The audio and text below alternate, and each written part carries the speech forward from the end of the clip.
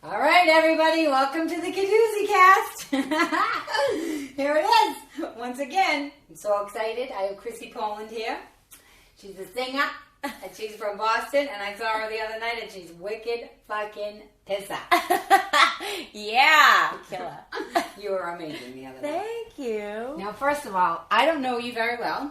I know. So I'm going to get to know you right now, which I'm very excited. Which I think it's very funny because you're tiny like me. I know, you're so tiny. And Kay Hanley, my friend from Boston too, she's tiny too. Maybe it's in the water.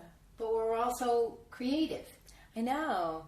Maybe it's because we don't eat a lot. We have to overcompensate maybe a little bit. Maybe. Right? 'Cause we're like shrimps. Well, I always feel like I'm on the run, so that keeps me tiny. But also just height-wise, I tend to wear stilettos a lot, so people don't really even know how short I am. Yeah, I saw them on stage. You were showing them off. The gay guys wanted to wear them. Oh my God, I know. They're like, queens love those shoes. But first of all, when you were coming out, when I was getting ready, I was thinking, okay, so Boston, the one thing I was going to ask you is like, Boston is not known for a place where you can be talented. Well, per se. yeah. I mean, Boston's really known for the colleges, and then there's a music scene in Boston, but it's a big kind of indie rock scene.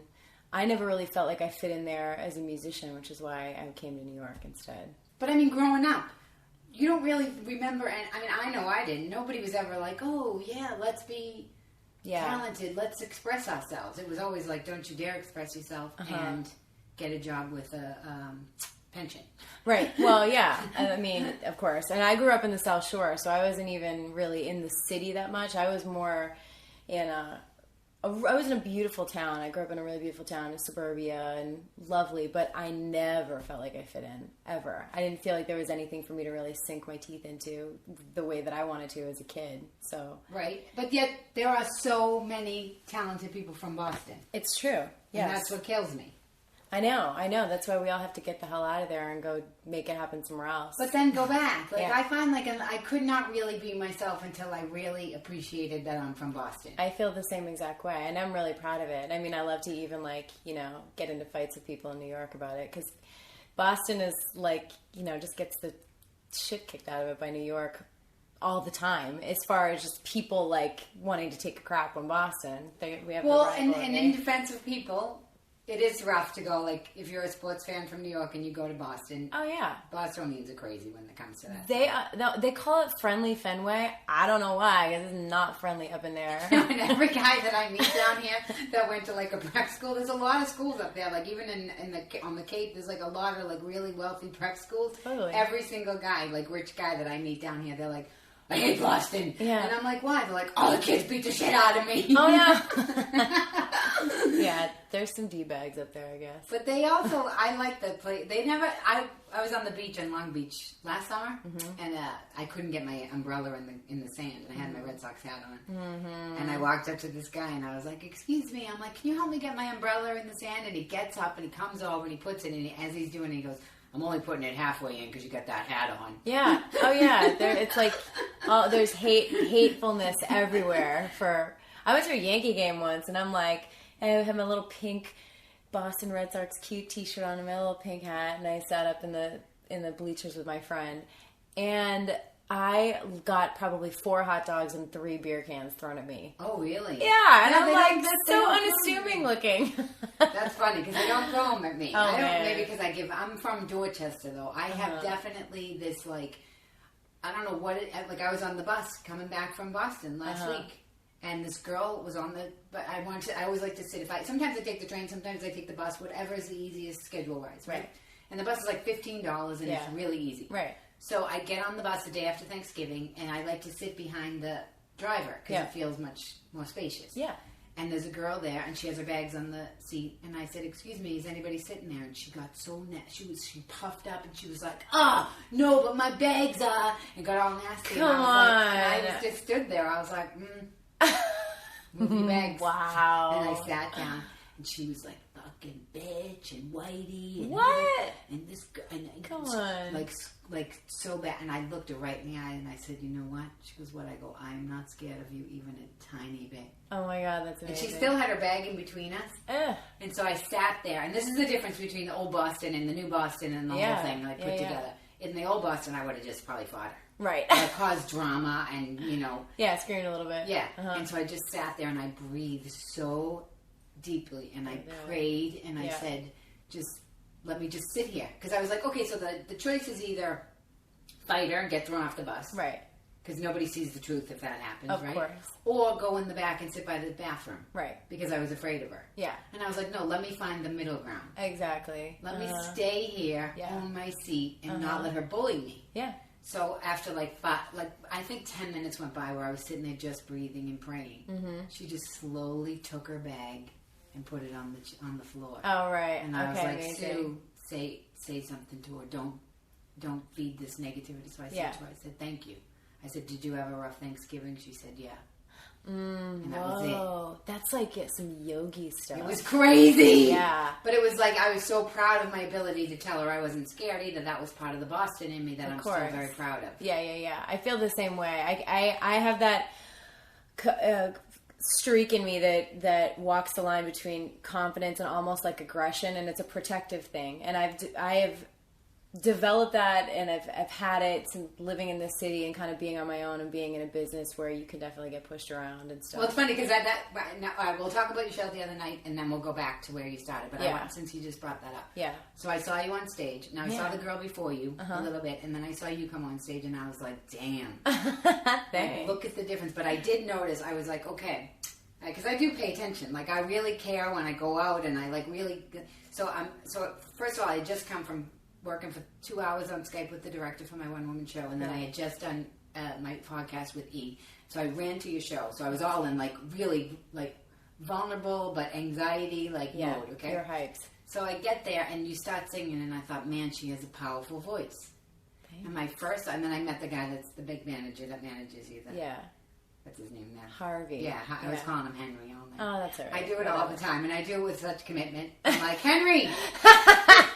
I don't know why. But you know what? It's better to do it like that than, hey, what's your name? No, he just answered me all night, too. That's It's hilarious. Perfect. So I'm watching you, and I think my first thought is, she has such a powerful voice. Now I wonder how because I don't know about music. I only know about stand-up and about my own self, and I know how I'm working on my show, how my power is good, but sometimes I have to work, like when I'm working with the director now, the silence and the quietness. Oh, yeah. Like reeling it in. Oh, yeah. That's I want to hear about that for you because you have a powerful voice, and I have to tell you, as soon as you started singing the song about the angels, my body completely relaxed.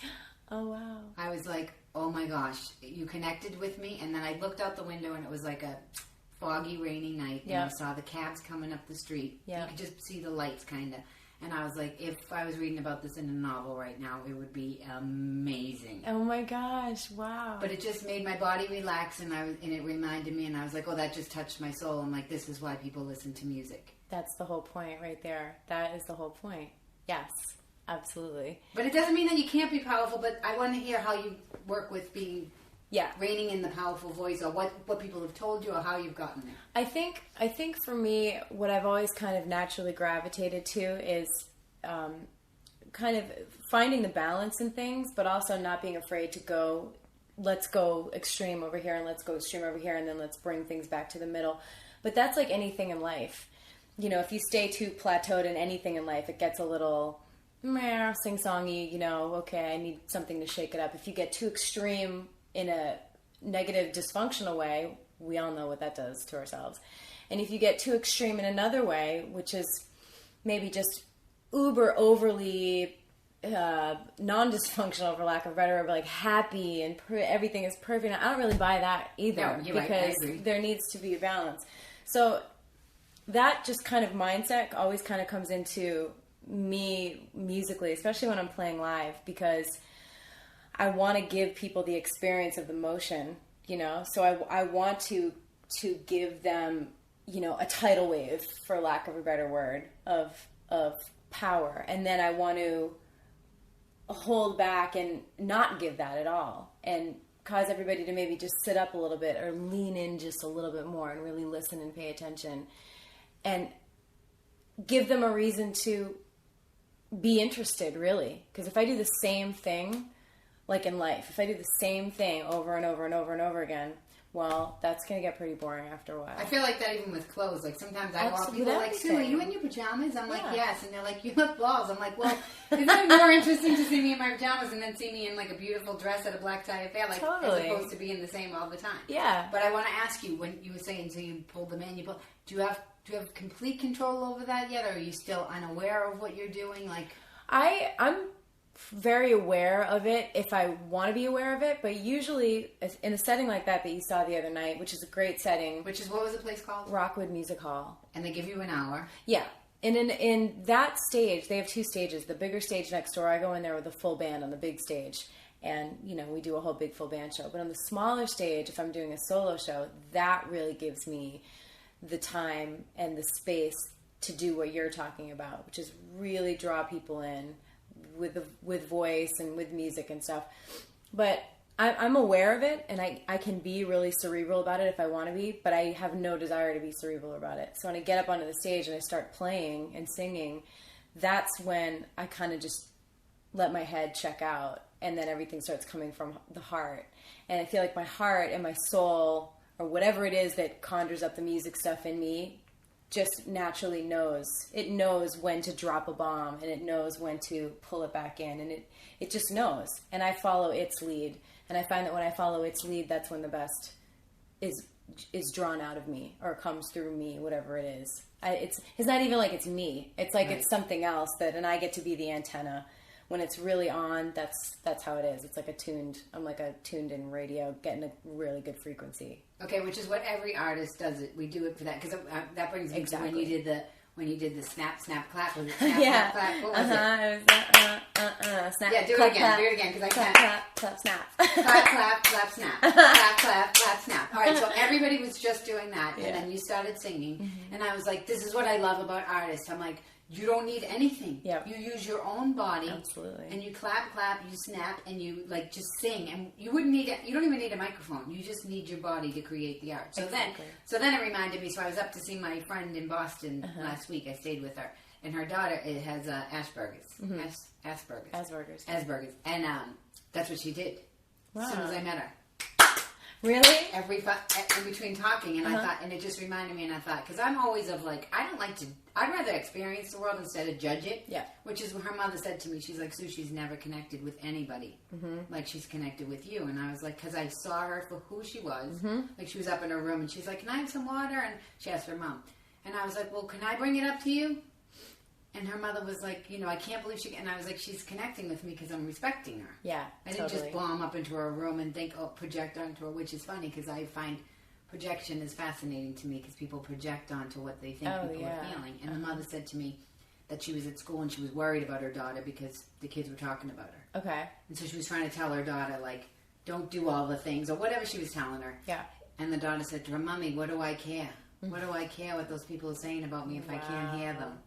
Wow, that's like some deep wisdom. And I was like, snap, snap, clap. Like, don't tell. It was just fascinating to me. So when you were doing the snap, snap, and the clap, and I was thinking how pure it is with the music, and then I thought, this girl has this thing that people have labeled. Yeah. But maybe she's just more pure, and it just freaks people out. Yeah, a lot of that is true too. People can feel very uncomfortable in situations like that because they don't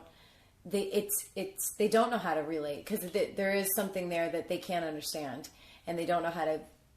They try to make it or put some sort of a label or make it into something instead of just watching, observing, listening, and then responding in a natural way. Yeah, exactly. Which is going to bring me to the next thing I was going to ask you, because that's what every artist wants to do. Every comedian, every rock star, everybody wants to just have that connection and be pure and create their art. But the reality is, you can't.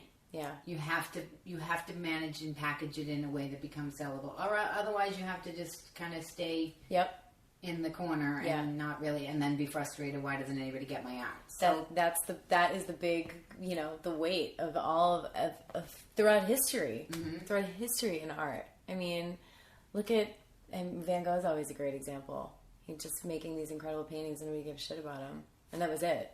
Jackson Pollock, they always say that his drippings were like, that was his purest, and then he ended up killing himself because it was so pure. And I understand. I've been writing with my show sometimes and felt like, I understand. This is so pure that it freaks me out. And then the frustration of trying to get it through someone else who might necessarily not only not be an artist, but wish they were an artist, and then became somebody who manages or takes care of artists because they can't do it. So now you have to not only get it through somebody else who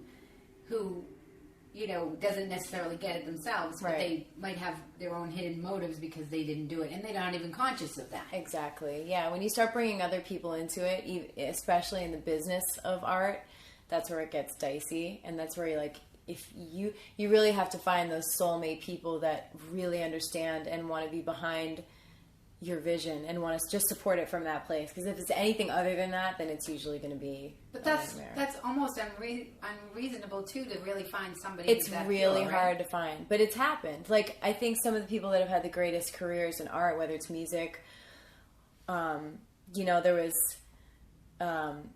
Elliot Roberts and David Geffen were behind Joni Mitchell because they literally were just blown away by her talent and her pureness and her magic, and they were business guys, but they got it. And if she didn't have them, would we even know who she is? Right. I don't know. Right. Or it's Sam Wagstaff with Robert Mapplethorpe. I mean, Robert Mapplethorpe was like taking creepy, weird pictures, according to what everybody else might have thought. But Sam Wagstaff saw this incredible art with him and got behind him and made that stuff happen. But I don't know if the world is still like that today. I don't either. That's the strange thing about it, because you're right. I'm giving examples of things that happened like in the 70s. And now it's definitely different. There's the whole, social media. My industry, the music industry, is like totally in the crapper. But there's also a lot of stuff that you can do on your own now too, where you don't need to be tethered. Which is what I was going to say about the business. You can't be Joni Mitchell and just be so thrilled that somebody's going to completely take care of the business so you can be creative. No, that's really, really hard to find and really rare. And I think nowadays, if you want to have success commercially, for lack of a better word, or like if you want to be selling your stuff and have people know about your stuff, you have to be business savvy as well too. And one of the bad things about the music industry, say 20, 30 years ago, is if artists weren't industry savvy or business savvy because they were just focusing on their creativity or art, they got ripped off. They gave away they sold their... publishing. What do they call it? Their catalogs. Yeah, they would sell their catalogs, or they would get ripped off, or sell stuff for way less than what it was worth, or just not even, because they're writing songs on the guitar, they're not paying attention that their accountant is like siphoning money out of their fortune. And that happens now. That happened to Dane Cook, his brother-in-law or something, took all his money. Yeah, that happened. You know who else that happened to in the music industry is Billy Joel. Billy Joel was married to some woman in the late 70s, early 80s, and her brother was the business manager, I'm pretty sure, and it was like millions of dollars. I think that's why he recorded the Stormfront record and toured, because he was broke. Because you're like, no one would really do that to me. How could they do it? And they can do it. You trust. Oh, and now I meet people like I got taken advantage of with my... I mean, I hate to say it like it's their fault. They were trying to take advantage of me, but I didn't know any better. I was younger, and I had this manager come to me recently, and he's like, managers now are supposed to get 10%. That's the going rate, whatever. Yeah. But in the old days, the manager was supposed to help you with your personal career. Just like the agents procure your work. The manager is supposed to help you decide which way you want to groom your career. That's not how it goes now. They get in, they do the same thing as the agent, they produce, they try to get on the TV shows. And so this guy came to meet me, and now my one woman show I've been working on for 14 years. Wow. And so he wanted not only 10%, but he wanted 15%. And I called him up, and because now I don't even get offended. Right. I was like, listen, that contract, you need to send that to Red Fox. Yeah. From like Sanford and Son. I was like, yeah, no, that's not going to happen. Yeah. But I'm fascinated by how they, because you do have a need. We do have a need to help another eye help us. Absolutely. Because you can't be on stage, and like I was going to say, so you take from what you did the other night. You didn't film it or anything, right?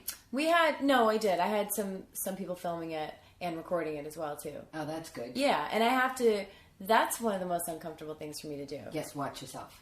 Watch, listen, all of that shit. I'm gross, I'm ugly, I'm this, I'm that, I hated how that sounded. I wish I played something different there, because then immediately you are out of the purity of what you created in the moment. Now you're going back in time, and now you're analyzing your art from a cerebral point of view. Well, just doing those two things right there, you're kind of screwed, because that goes against what you're trying to do in the moment. But again, from a business point of view, or from a business point of view, but also just from a creative development. You have to craft things. You have to craft things, and you have to be willing to look at yourself and say, okay, how do I want to change that? How do I want to work on this?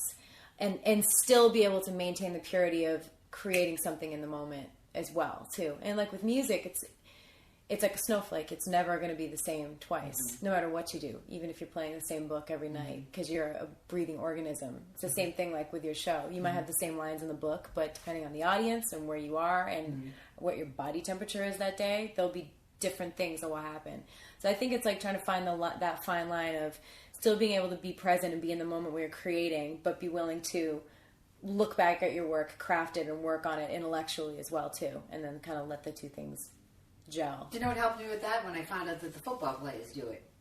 Oh. It helped me so much. Sports has helped me a lot. I used to not be able to watch sports at all. I totally get what you're saying about sports. But then all of a sudden I was like, oh, the football players, they go and watch the tapes and they get better. And I'm like, so that's the difference. Is a football player, we're like, our image and we're actually the product. Yeah. We're not playing a game. So it is harder to look at yourself and see. Yeah, it definitely is. And I use the sports metaphor a lot with artists and musicians because sports on that level, like a really high professional level, is totally an art. Mm-hmm. I was watching a basketball game last night in a bar having a bite to eat before I went to a show, and I was watching these guys vibe off of each other and just intuitively know what they were doing with their own skills, but also reading each other's body and each other's looks and knowing how to achieve this thing, which is getting the ball in the basket for a basketball game. So they have to be present, like you said initially. People have to be present to react. Yeah. It's like jazz music. That's like going to see a show at the Blue Note. It's the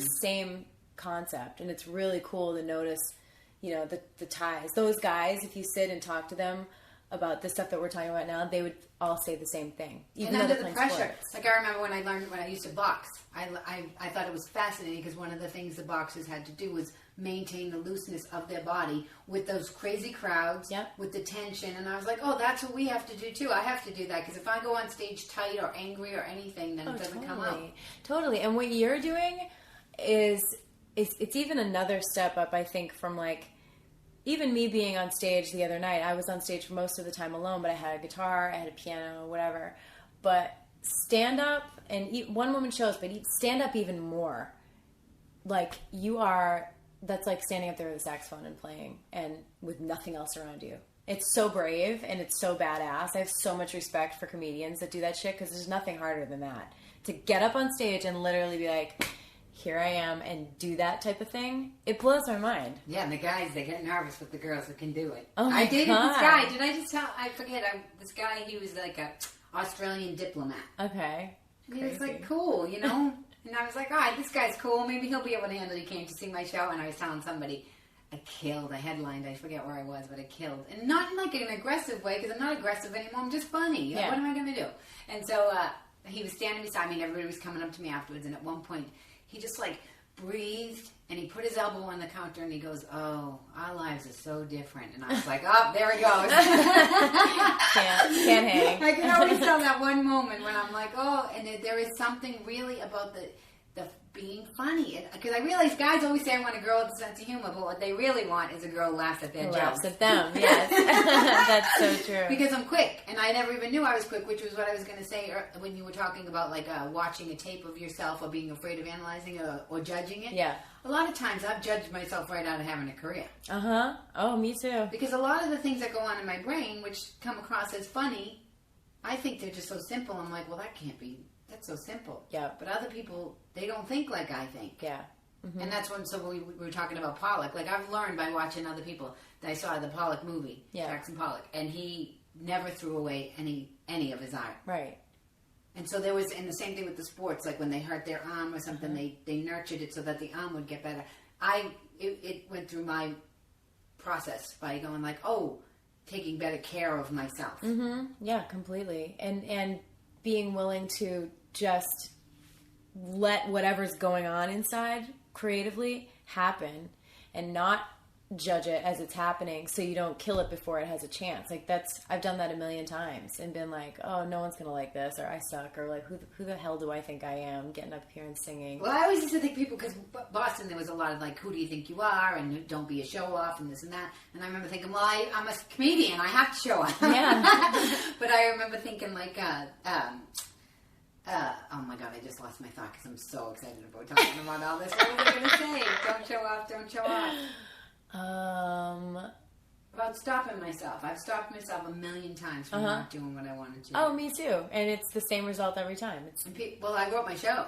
That's amazing. Oh, I know what I was going to say. Oh, so when we have to find somebody to help us with our creativity. Yeah. Okay, so people are like, oh, actresses, musicians, they're a little crazy. I'm like, yeah, they are. We are a little crazy because we don't have a desk and a suit, and we're not talking about a product. We're putting our whole soul out there in the process and trying to find people. Like, it's crazy. Yeah. So I was thinking about how when you have to find somebody to help you create your art, a lot of times you haven't transformed into who you're going to become yet. So the people you pick, it's almost like having a bad picker. You pick the wrong people. Like, I picked a woman literally who directed me, and she's like, I would have beat you if you were my kid. Oh my God. Whoa. I was like, she's great. I'm going to have her as my director. That's so cool. So, but the whole process of doing my show has been like just growing as a person and changing, and so now the guy that I have, I feel like I'm at a place that I can actually accept. Yep. Just pure helpful criticism, not criticism, but helpful. Just he's helping me. It's constructive. Yes, where he says to me, and I can hear it. Mm-hmm. I mean, we worked together for 8 hours when I first started to work with him, and he just helped me find places where I was like almost winking to the audience or telling them what they should be feeling. Yeah, and just a little tiny change, not even changing in the writing or anything. Yeah, and how I felt literally. Mm-hmm. So vulnerable for the next 2 days that I was like, oh, no wonder why I couldn't do this before. Yeah, because it started getting really real. And he saw me, and I let him see me, and I trusted him enough to, not too much either. That's what's cool about it. Like, in the past, maybe I would have been more immature and wanted him to completely take care of me. Yep. And now I'm very aware of, like, I just need you to do this exact thing, and that's it. Yeah. I've had that same exact experience in my own career over the past couple of years, where I was reaching and grabbing for the wrong people to develop me and work with me because I wasn't in the right place to receive the right stuff yet. And until I got that stuff together and kind of took the power back for myself and stopped judging myself so hard, it wasn't until I found the right creative partner for this record that I've made that's going to be coming out in January now, that I started the process of it last February or March. And it's called an EP, right? It's an EP because that stands for extended play, and it's going to be. I think we're going to have 5 tracks on it, as opposed to what would an album? An LP, a long play, is a whole record. See, I never knew what that meant. It's a fun fact you can use to impress your friends. An LP is a long play. Cool. Yeah, an EP is extended play, and EPs are really what a lot of musicians are releasing nowadays, anyway, because sadly, this actually really depresses me, but the days of, taking the album out of the vinyl out and putting it on the record player and putting the needle on and sitting on your couch and listening to the whole side A and then flipping it over, all those days are kind of long gone. Everybody's like downloading singles off. I was going to say that's a testament. They say that thing should only be 3 minutes long because people only have it. Like, if you're going to put stand up, it should be 3 minutes. Yeah. They only have an attention span. Exactly. Yeah. So there's that again. That's like the calculatedness that comes behind music or art, any kind of art, whatever. That's the business stuff that comes in. See, I agree with that somewhat to some extent. Yeah. But why would people be listening to podcasts so much if that was the case? I agree. That's a whole other thing too. The thing I love about podcasts is because it gives people. It's a whole other art form in itself, that it's because it's talking, it's dialogue that people can get involved in and not have to really talk. It's kind of it's like watching a movie or listening to a radio show. It's the same thing, but you can drive in your car. If I have a 2-hour drive, I can listen to a bunch of podcasts. But I think it's because people want to be connected through humanity again. Of course. So if I bought, it's the same way I feel like really rich people are people that tell me money. Money's everything. I'm like, are you happy? Yeah. I would buy it. I would totally be like, you're right. Yeah. You're happy, you have money. I have never met one person with tons and tons of money that was like, Sue, I'm really happy. Yeah. More money, more problems. So it's almost like society tells us this crazy thing. That's part of the reason why I wanted to do my show, why I wanted to do my podcast. Yeah. Because my whole life I felt like, no, we're human. I don't care. We all have the same story. Yeah. I don't care what it comes in. We're all human, and we need each other. And which is what I was talking about with the director. Like, how do you find that balance between not isolating yourself because you don't know how to function and you give away too much, or you get taken advantage of, and not take advantage of another person? Like, how do you find that balance to purely have an experience with another human being? Yeah, I feel like there's some key things for if everyone found these things in their life. I feel like, especially, let's just take an artist, for example. If you're an artist, if you find the right therapist, if you find the right guru, whatever spirituality you subscribe to, but you find that, and then you find the right creative partner, you are going to be in such an amazing place. But what you're saying there is you have to take your own responsibility. You can't be a baby and blame everybody else. Oh, yeah, of course. I mean, it's never, ever, ever does that shit work. It doesn't work at all. But then what are the people who say, like, oh, my anger, my this makes me creative? I can tell you, the happier I am, the more hilarious I am on stage, and the less I give a fuck. Yeah. I don't give. That's the truth now with my one-woman show. Yeah. Like, you can tell me that it's amazingly awesome, or you can tell me that it's the worst thing in the world, yeah, and I don't really give a fuck either way. Exactly. What brings me the joy is the whole process of it. The human growth that I've gone through between, like, not picking that woman to be mean to me and being able to sit with that guy and be human and feel vulnerable and be like, oh my God, never in my life have I ever been able to feel this vulnerable. Totally. Yeah. That's when you know that you're onto something real, I feel like. Because if you're just really fucked up and really angry and you're like coming out of the gate with that shit, that's cool and stuff, and people will pay attention to that because everyone likes to watch a fucking car accident on the side of the road. But inevitably you will be your own demise. We all know that. And if you don't know that, you will know it eventually, because nobody gets through life without learning that lesson. If you try to go down that path, you just take yourself out. And I also think that people, the audience, are smarter than people give them credit for. Way smarter. Yeah. And it might not even be conscious. Yeah. It's an unconscious thing. But they will repel stuff that's full of baloney. If you try to take advantage, if something goes wrong, where they will come together. Because people are like, how come people don't stand up? A lot of times it's because it's not completely clear. Like, it's not whenever it's a clear, unjust misquote. I don't know what word I'm looking for. Yeah, no, I know what you mean. But when it's clear, they will completely shut it down, and they'll say stop it. And they might not even be conscious, and they might not even know. But I since I was a kid, I have always seen this, and I always thought, I don't care about stuff. I want to be happy. I want to have love. Yeah. And people would think, when I had my TV show, it was at the height of, like, the stock market, and everybody would be like, so you're going to want a boat, you're going to want this, and I'm like, no, I'm not. And I didn't know who to talk to, and I didn't know how to handle it. I was like, I don't want a boat. I can't handle a boat. I got a house in LA. I didn't know how, I had a pool. I was like, well, I don't know how to take it. I was scared. I was afraid of bugs. Oh my God. I grew up in the inner city. I was like, I don't even like bugs. I'm like, so I was doing what everybody else was telling me to do, and it was so crazy how much courage it took for me to finally go, no. I think that love is more important, and I don't care I don't care. Yeah. I don't care if you think I'm crazy. I don't care.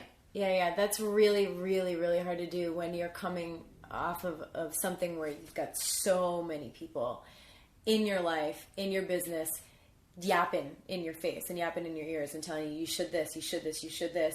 And I feel like when we subscribe to that stuff and we pay attention to it, it's because we haven't really harnessed our own power. And well, I felt like I was like somebody from the inner city, like a baseball player or somebody who just all of a sudden got struck, and everybody was just telling you. I mean, it's almost like you can't even handle how can you handle the money? You don't even know how to like I always had $3,000 in the bank. That's it before I had my TV show.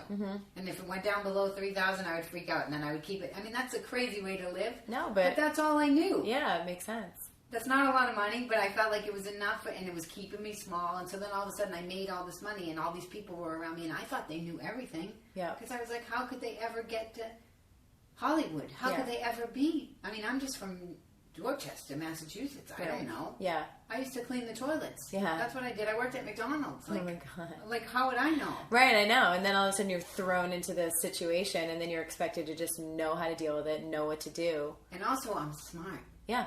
And I never knew I was smart. So what would happen is I would sit in a room, and they'd go, oh my God, look how smart she is. And then they'd try to take advantage and not let me see how smart I was. And I was like, because I would think, how could I be so smart? So then this perfect example, the other night we're at this restaurant, this chef I know. Yeah.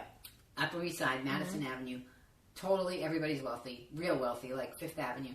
And there's a guy and a woman sitting beside us, and I hear him talking about a $4 million cash flow. So I'm thinking, oh, this guy does big business and everything, right? So the restaurant is a restaurant, and then it has like a deli, like salami and everything in the front, right? So the guy says to me, and it's based on a model from the West Side. Okay. And I know the chef. So the guy says to me, why would he waste all that real estate up front? Why wouldn't he have more tables? Mm-hmm. And I didn't even skip a beat. I go, because he probably makes a lot of money from the deli. Mm-hmm. And the guy goes, oh, that's a good point. And I was like, how could I know that? I just knew that. Of course. But here was this guy talking about $4 million cash flow. And I'm like, yeah. I thought he would definitely know. Yeah. Well, he was probably some pompous idiot that was just trying to, like, you know, who knows? But in the past, I would have just not even, I would have been afraid to say it to him, afraid of embarrassing him. But somebody taught, I'm very literal. Somebody taught me that. Follow the money. Yeah.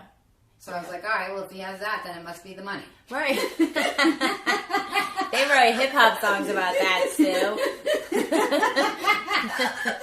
Because I'm very logical. I don't lie. Yeah. I've always been honest, so I'm very pure. Yeah. And it used to freak people out, and then they would, like, attack me, and then I would hide and be like, oh, I'm a weirdo. Yeah, that'll totally freak people out, especially blatant honesty. Purity can even freak people out at times, too, because there's a lot of people that have not been able to or don't really want to tap. Everybody has the ability to tap into purity, I feel like. Mm-hmm. But if you don't, or you choose not to, you get almost, I've seen people almost get like angry / offended at people who are that way. Because they're doing something shady. Yeah. But I never knew that. Yeah. I thought I was weird. I know. I still feel like that too. But I have to talk to myself. I have to be like, okay. I pull that self out of my body and I sit it on the chair next to me and I like talk to it like a little kid. Like, you're not weird. You're okay. Right. You feel like you're weird from when you were a kid. Which brings me right to where I wanted to go. Okay, so you grew up in Scituate? I grew up in Marshfield, right next to Scituate. But kind of Scituate and Marshfield, too. My grandmother lived in Scituate. Okay. So that was like our second home. So we were always over there. Okay, and when did the music start? It was with me my whole life. It was always... Since you were little? Yeah, it was always there. I was always gravitating towards it and always wanted to play and always wanted to sing. And I remember specifically being 11 or 12 years old and somebody asked me to sing something on the playground and I remember doing it. And that was the moment when I realized I could do it and there was something going on. I remember it very specifically, and I think it was at that moment that ever since then, I've just been following that. And there's nothing better than that feeling. I don't care what anybody says when the audience loves you. I don't care. I'm not going to be like, oh, I'm cool. There is... When I can feel when somebody's when they laugh inside of me, you know what goes? I go, you thought that was funny? You didn't see this one. Oh yeah. I get like that too. Like, oh, you thought that was a good note? Hang on, here comes another one. Let's take it to another level. Yeah. I feel the same way. So it's good. So you attached yourself to a good feeling. Mm-hmm. Okay. Yeah, and then I always just did anything kind of creatively, musically all through high school and. Same thing with college. I went to music college, Berklee College of Music in Boston. Mm-hmm. I went to the Boston Conservatory for a year too because I thought that I should be in musical theater or go on Broadway. I didn't even know I could. Well, you do have a personality. You were really good on stage. You were funny. I can be very animated and I love doing that stuff. I love connecting with people and feeding off of people and stuff too. But there was something about the musical theater world that I was like, this doesn't feel right to me either. And I didn't even know I could write songs at that point. I had never even tried. I just assumed I didn't do that because I was never told to do it or say, why don't you try this? But then I heard a gospel concert at Berklee, which was across the street. Someone took me to a gospel concert. And as soon as I heard that, it was like the heavens opened and the light was shining down on me, and I was like, that's it. That's what I'm supposed to be doing. I'm supposed to be... So there was something spiritual completely from the beginning. Completely. And it's a funny thing I always talk about this with gospel music too, because I don't subscribe to a particular religion, or my spirituality isn't about any kind of particular dogma really. But there's something about that music, and it's soul music too. It's soul music. It's what Aretha Franklin did. It's what Sam Moore did. It's what Otis Redding did. That it's so visceral and it's so guttural and it's so real. It's just literally people bleeding from the guts and bleeding from the hearts through music. And that draws me in more than anything. And that ends up in a lot of my writing. So there's a lot of like gospel sounding stuff in a lot of my writing or my music. But I wasn't like I was brought up in church. I wasn't brought up around it. It just always have been drawn to it and attracted to it. I think because it is so real and so pure. It's such a pure art form of music. And that's why I love it so much. Well, yeah, you definitely were pure the other night because I didn't know what I was coming to see. I know. I didn't know. I was like, well, let's go because I love it. I'm like, let's go see her before I interview her. Because you go on tour with the Scissor Sisters. Yes. Which is a big deal. It's really fun. Right? Yeah. Because Noel, your friend Noel, yeah, is how he told me about you. That's right. He said we should meet because you were from the Massachusetts That's area. Right. And once I told everybody that you tour with the Scissor Sisters, they went crazy. Yeah, they're fun. I watched a couple other videos. Now, how'd you get into that? I got a call from their tour manager a couple of years ago. They were looking for a couple of vocalists to be in the band. And they saw you where? They didn't see me anywhere. This is one of those things. I love this story about if you really want something bad, you got to go out there and put yourself out there, no matter what, and wait and see what happens. And since I moved to New York, I would go anywhere I could, sit in at open mics, sit in at jam sessions, and just try to get everybody to know who I was, and then I could sing. That's all. That was my goal. That's some good confidence, girlfriend. The more people that knew that, the more likely I was going to get a job and get work. And living in the city and being an artist, as you know, is rough. It's really hard to do. So I ended up getting a call from their tour manager, and I asked him how he'd heard about me, and he said, Nikki Richards recommended you. Nikki Richards is a top call vocalist in New York, and she's been with Madonna for like 10 years or something. Mm-hmm. I didn't even know she knew who I was, which blew me away. And to me, that said, that is a direct result of me hitting the pavement as much as I possibly can. People don't realize, they're like, oh, it's like, no, in order to be successful, yeah, you gotta bust your butt. Oh, you really gotta be willing. You gotta be willing to throw down. And especially in New York. New York is, I always say, it's harder. Everything you do in New York is harder than if you were going to do it almost any place else. It's the city makes it difficult. It's exhausting. It is. The people, the whole thing. It's like just going to the bank. Yes. Going to do your laundry, go to the bank. It's like, oh, it's been 7 hours. I'm still at the post office. Oh, yeah, the post office. I hate the post office. I get in the post office and I'm like, all right, I literally clench my body and I'm like, okay, let me get out of here before somebody snaps the fuck out and hurts somebody. Yes, I know. And then I go home to Situate and I drive to the post office and park in the parking lot, and it takes me 3 minutes. Mm-hmm. And these people have no idea how lucky they are. I know, my parents have a Mac store across from them in Hingham, and I'm like, God. Oh my gosh, and whenever I need to do anything, it's like, they live by, I know where that is. That's by Derby. Yeah. So I'm like, there all the time. From now on, that's where I'm going to go. Instead of in New York, you literally have to brace yourself. Yes. Breathe. Yeah. And run. Yeah, I know. And with music, all the stuff I've done with music, a lot of the stuff, the jams I would go to was they don't start till 1 a.m. Mm-hmm. So you'd have to go and hang out, sign up on a list, hang out for a bunch of hours, and maybe you'd get up there at 2:30. And you're trying to be vulnerable in all this. That's what's so crazy. You're trying to be vulnerable amidst all this. Yeah. When I first started in New York, I used to teach aerobics and I was a personal trainer. And I used to get spots at the Comedy Cellar at 1 in the morning. Yep. But I had to train at 6:30. I had this woman, Linda, on the Upper East Side. So what I would do is I would go out, do a spot, come home, take a nap, get up, go to the Comedy Cellar, come home, go to sleep, get up, go train Linda, go teach aerobics classes, come home, go to sleep. Yeah. That's really hardcore shit, and that's what you have to be willing to do if you want to be out there and you want to be known. And New York is different because I can tell you in LA, doing stand-up in LA to me is the biggest pleasure in the world. It's so awesome and so amazing, and I can relax and they just get me, and they're not as aggressive. In New York, they're make me laugh, bitch. Wow, yeah. And you can feel it when you get on stage, and I feel maybe even in LA, because there's a lot more famous people that come to the clubs, the audience is still excited. Yeah. Wow. Yeah, New York's harsh.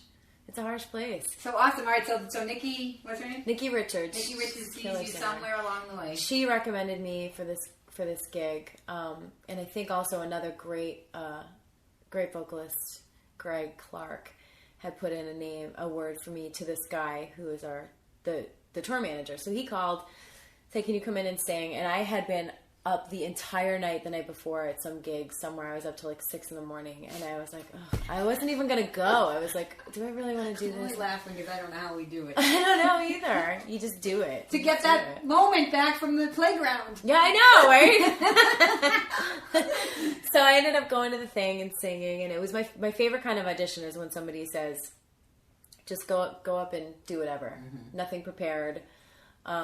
Which is great, because then I can just... It's the best, right? You don't have to think about it.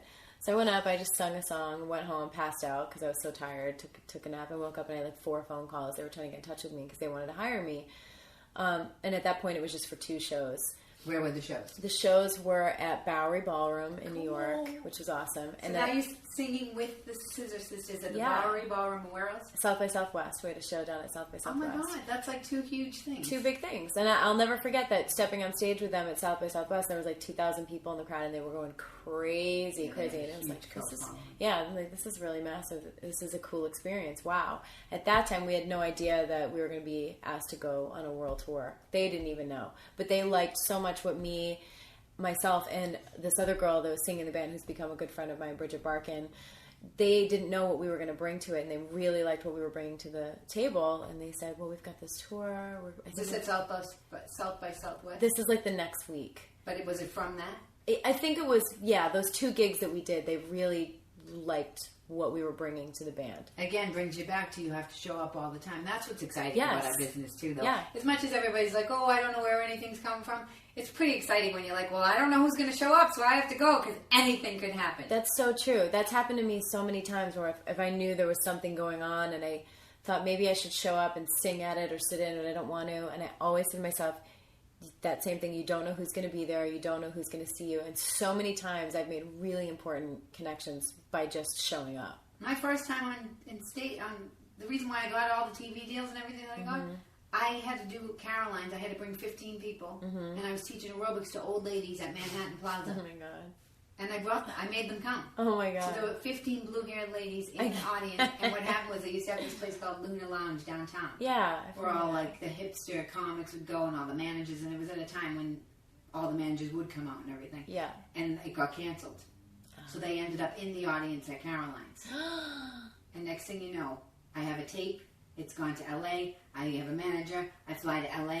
I tell them all my stories. I have a TV deal. I shoot a pilot. Wow. It's crazy. And then I shot 2 more pilots, and then I had my own TV show. It was crazy. That's insane. It was too fast, but it was crazy. That is fast. That's a whirlwind. It can happen fast now, though, because I'm ready. Yeah. Yeah, exactly. I'm ready for my comeback. That's how I feel, too. I'm like, okay. And fast now is like, it's not fast because it's been such a slow, long build. Well, that's the other thing, too, the money thing. Like, I've always felt like uncomfortable about the amount of money you make or anything. I don't know. It's like growing up Irish Catholic or whatever. But now I'm like, I'm probably going to make a lot of money from the way I've laid out my career now. Yeah. And I'm like, and I'm going to enjoy every second of it because I just lived for 14 years with not a dime. Yeah. Literally. Yeah. So at least I have some perspective. I didn't have the perspective. I did make a lot of money very quickly. And I will say, the critics, everybody bristled a little bit because they were like, who the fuck is this girl? Uh-huh. So to my own defense, like, I agree with that a little bit. Yeah. But now, when I come back, they're going to give me more reverence because they're going to be like, she made it out and, you know. Yeah. It's been like a hardcore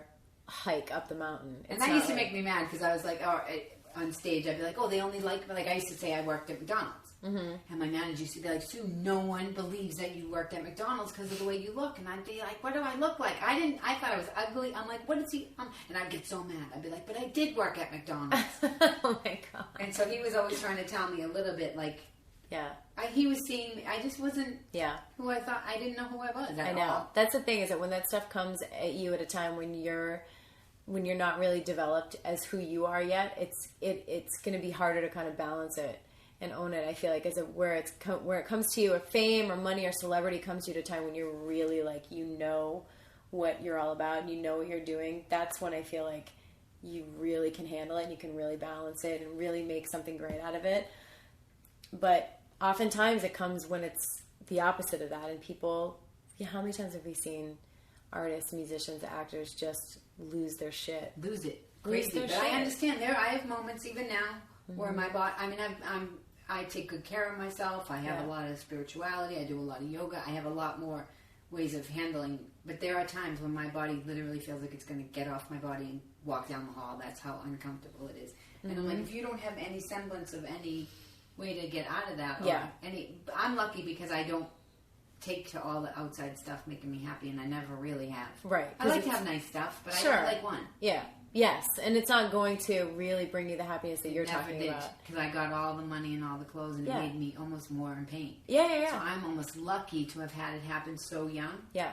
to be able to go whatever. Because now I'm just doing whatever I want. And I'll tell you, the social media has helped me tremendously. Of course, yeah. Isn't it amazing? I can't even believe it because I just put out there like even yesterday I said to Colin Quinn, he retweeted me, and then I said something else, and Ian Edwards is like, "Sue, you're hilarious," and I'm like, "I am hilarious," because I don't know what was going on before. If everybody was trying to like not let me be me or what, I was just perpetuating the same old baloney as what was going on. I've done that too. You are the one that ends up kind of spinning the cycle of insanity that you want to get off of, and until we realize that it's we're the ones that are doing it, that's when it stops. Well, you have to, what brings us back to, again, being mature and not expecting all these people to, like, take care of you. Like, with my director, like, I just need him to help me with this one specific thing. The rest of the stuff I can take care of. Yeah. And it's freeing to him, because I don't want him to get burned out and have to be, like, ridiculously, exhausted from taking care of me either. Totally, yeah.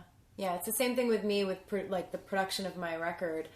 The producer that I had working on it with me, he's an awesome, amazing producer, Matt Pendergast. He's from Boston, and we met each other in college, and we've been on this weird, like, on again, off again, connecting as friends over years. And just in the past couple of years, we connected again over music, and we just realized we had so much in common in music. And I kept coming back and thinking about him, being like, I feel like he's the person I'm supposed to be working with on this new project. And it's just a scary thing to take your creations, your babies, and hand it to somebody and say, "Here, produce this with me."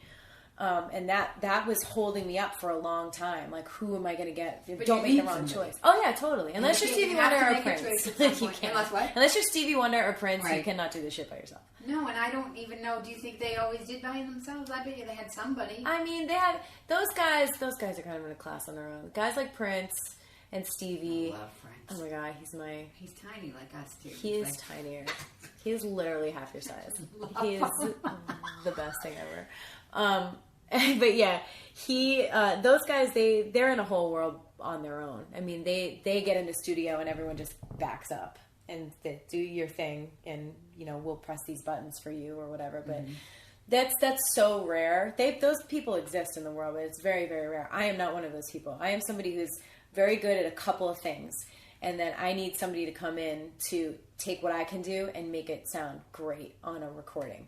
But I think that kind of collaboration would probably make everything even better and make you happier as a person. It made me happier as a person. Me too. To be vulnerable with another human being and not know everything. Totally. To have that kind of a working relationship with somebody where you can feel the vulnerability and feel pure and feel real, and also be working on something and know that you're producing something to put out into the world. I got a standing ovation at the New York Comedy Festival. That's amazing. 3 days later, I was meeting with this director to fix it, to tighten it, to do this.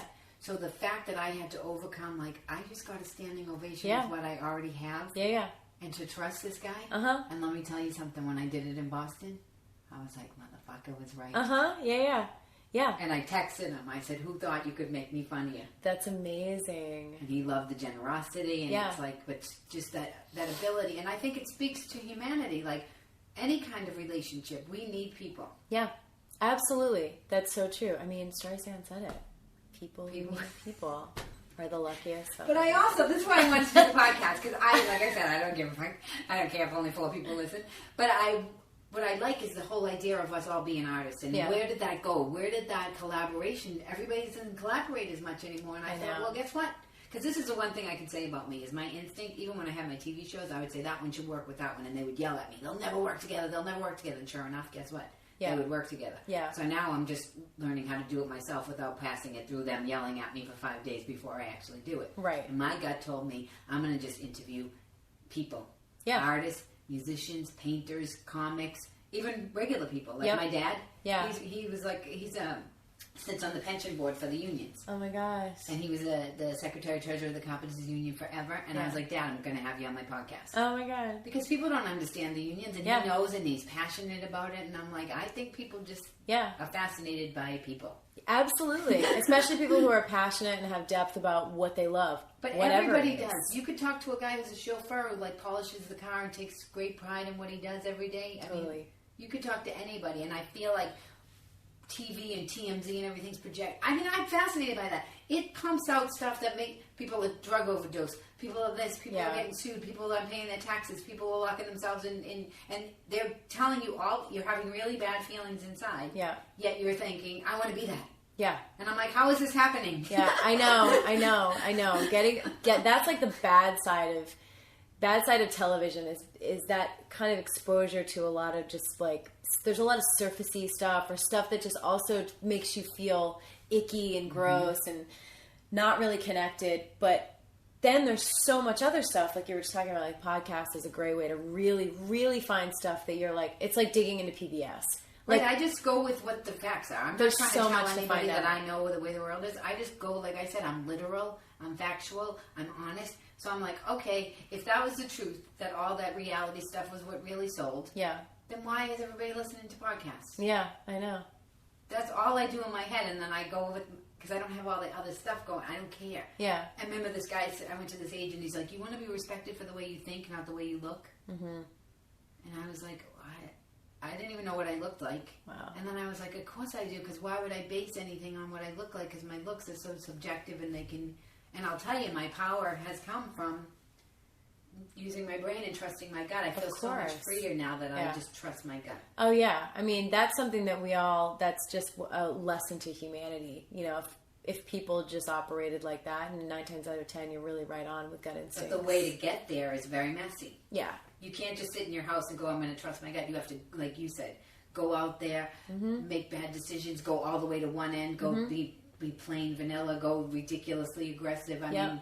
my show used to be called The Evolution of a Sexy Motherfucker. And I say that was my Christina Aguilera stage. I love it. Because I was just trying to figure out what I was trying to talk about and everything. And sometimes it isn't bad. Like, you go on stage and it's not completely done. That was the hardest thing for me to do. And somebody was like, so you have to do it. And I'm like, but it's not perfect. But it's not perfect. Yeah. Which is what I saw in you the other night. I was like, but I could see that you could still completely grow and like blossom and like fine tune and like keep. Of course. How long have you been doing it? I've been playing music in New York for like 10 years now. I think it's been about 10 years. And is the EP the first one?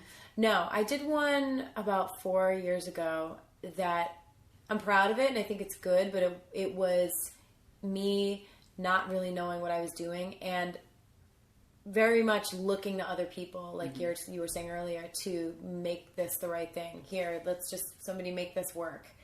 And it just caused me a bunch of pain and a bunch of sadness. I'm really proud of the project. It's good.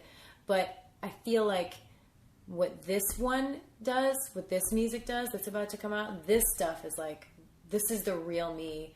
This is really what's going on with me personality-wise, sonically, lyrically, chordally, melodically, all the things that go into making music visually, the graphic arts, the photography, the way we're going to put it out into the world.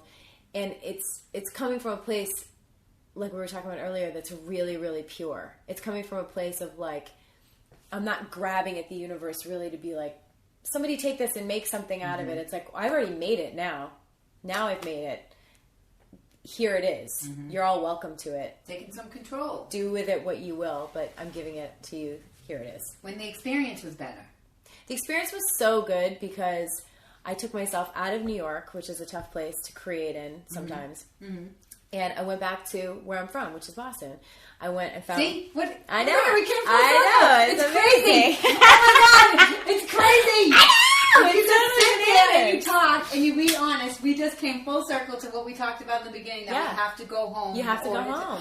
That's what I wanted to bring up, that it's so true. And I think the reason why this stuff came out so great is because I was working with the right person, and Matt is an exceptional producer, but also he really got inside my head and really understood what I wanted to do and made that creative vision come alive with the music.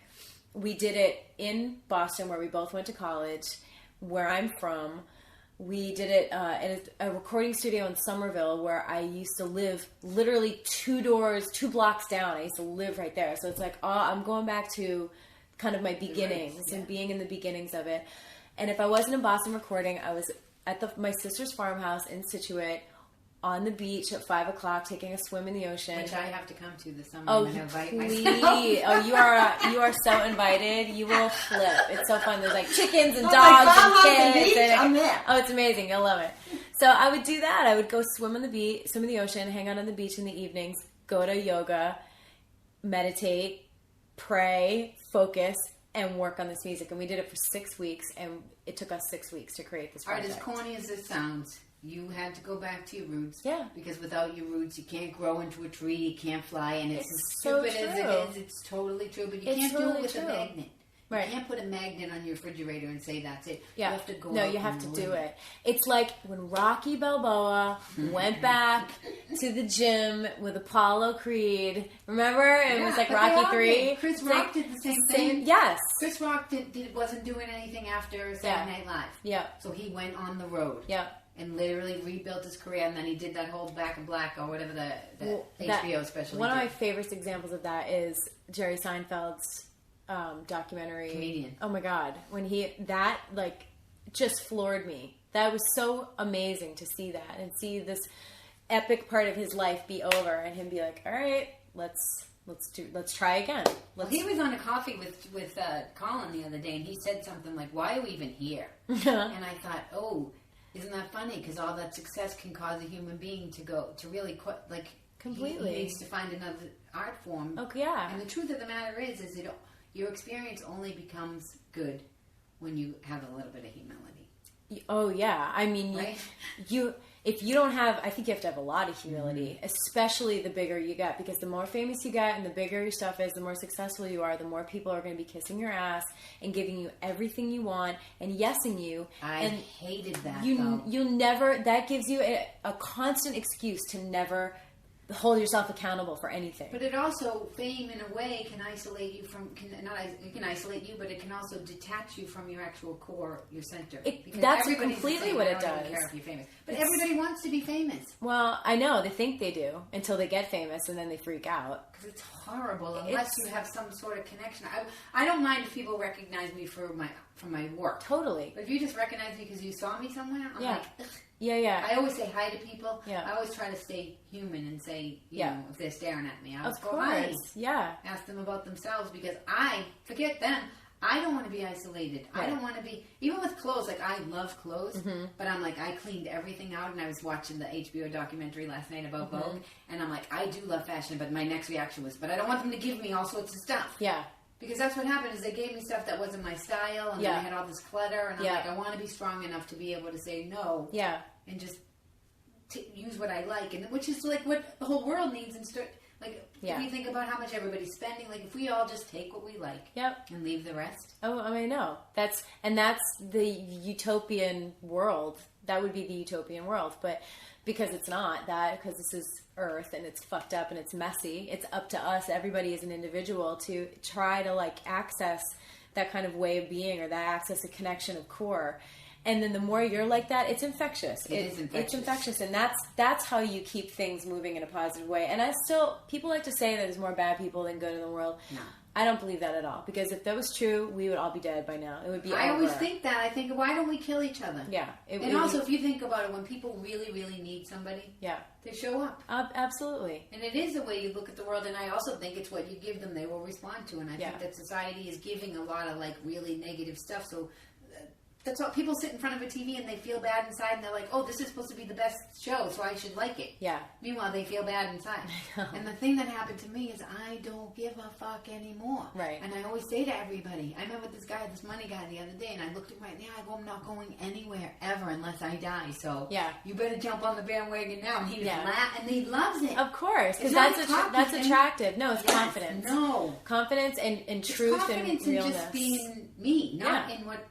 I don't know what the results will be. Sure. And you don't need to know that, because you're in a place now where you're not attached to whatever's going to happen. But that's what I saw in you, and I want to end on this, because you guys have to buy Chrissi Poland's EP, Extended Play, 5 songs. When does it come out? It'll probably be out in mid-January. It's going to be called Reckless Ones. Reckless Ones, and this is when I knew that I loved her and that we were going to be friends. She was so generous at her show. You said that guy danced in Rihanna's video. Yeah.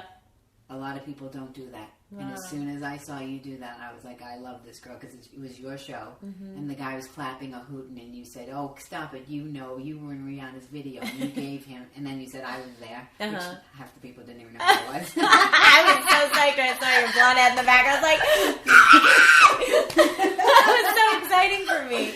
But I gotta tell you, when I saw that, I was like, this girl is in. She's awesome. Because a lot of people won't do that when it's their show. They're too stingy. Mm-hmm. And I was like, she's gonna make it. Oh, thanks. That means a lot to me coming from you. Well, lady. thanks for sitting here with me, tiny Thank one. you, tiny one. We have to go do yoga together. I know. Let's go do some yoga. All right. Well, thanks for being here. Thanks for having me. Chrissi Poland, everybody. She's the best. Oh, thanks, y'all.